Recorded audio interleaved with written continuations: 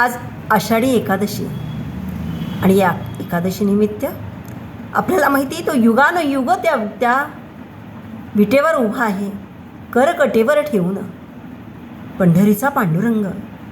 पण तो का उभा राहिला? पुंडलिकाच्या भेटीसाठी आला होता तेव्हा त्यांनी वीट त्याला दिली, सरसावली आणि म्हणून तो विटेवर उभा राहिला. पण तसं पूर्वजन्माचं संचित होतं त्या पुंडलिकाचं. आपण नेहमी म्हणतो काहीतरी पूर्वजन्मात मी केलेलं चांगलं कर्म असेल म्हणून सगळं चांगलं घडतंय, असं आपण बऱ्याच वेळेस म्हणतो. तसंच या पुंडलिकाचंही आहे.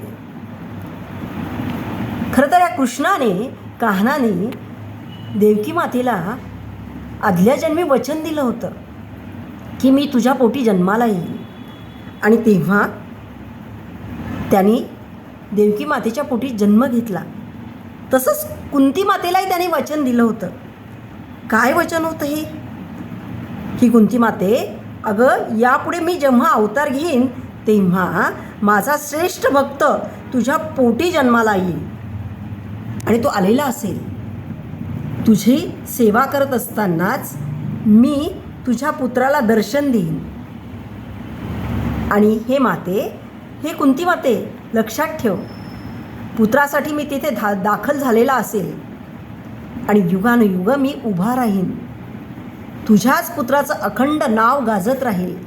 म्हणूनच म्हटलं जातं पुंडलिका वरदा हारी विठ्ठल श्री ज्ञानदेव तुकाराम.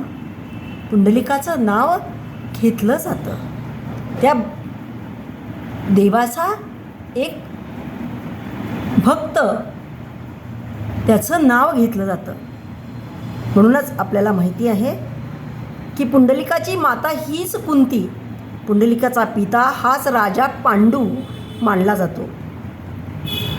या कुंतीच्या पुत्रासाठीच तो प्रगटला, कारण कुंतीचं सर्व आयुष्य आपल्या पुत्रासाठीच गेलेलं आहे. आणि कुंतीला दिलेलं वचन श्रीकृष्णाने पाळून तिच्या पुत्राला आणि मातेला दोघांनाही अजरामर केलं. आज पुंडलिकाचं फक्त आपल्याला एकच गोष्ट माहीत असते की आईचे पाय चेपत असताना प्रत्यक्ष परब्रह्म दाराशी आलं, तरी त्यांनी एक वीट फेकून सांगितलं की या विटेवरती उभा राहा. त्यासाठी ते सावळं परब्रह्म उभं राहिलं युगानुयुग. खरंच हा युगानुयुग उभा असलेला हा पांडुरंग ज्या पुंडलिकासाठी आला होता, तो पुंडलिक जिची सेवा करत होता ती माता कुंती, हे लक्षात ठेवायला हवं. कुंतीचं इथे सुख आहे. जिकडे परमेश्वराचं नामस्मरण सातत्याने चालतं ना, तिथे भक्ताने दुःख मागितलं तरीसुद्धा भगवंत त्याला दुःख देत नाही. कारण कुंतीने कृष्णाला दुःख मागून घेतलं होतं. आणि खरंच कृष्णाने तिला दुःख दिलं का? नाही. कारण कृष्ण हे जगद्गुरु तत्व आहे. कृष्णम वंदे जगद्गुरु आपण नेहमी म्हणतो. पण आपल्याला नेहमी माहिती आहे की कल्पवृक्षाकडे आपण काही गोष्ट मागितली की जी मागितली तीच गोष्ट आपल्याला मिळते. कामधेनूकडे आपण विष मागितलं तर ती विषसुद्धा आपल्याला देते. पण अच्युतदानी गुरुमाय असं एक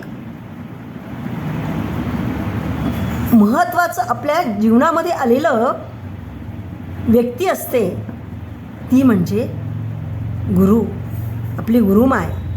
ही आपण चिंतनही करू शकणार नाही अशा गोष्टी आपल्याला देऊ शकते.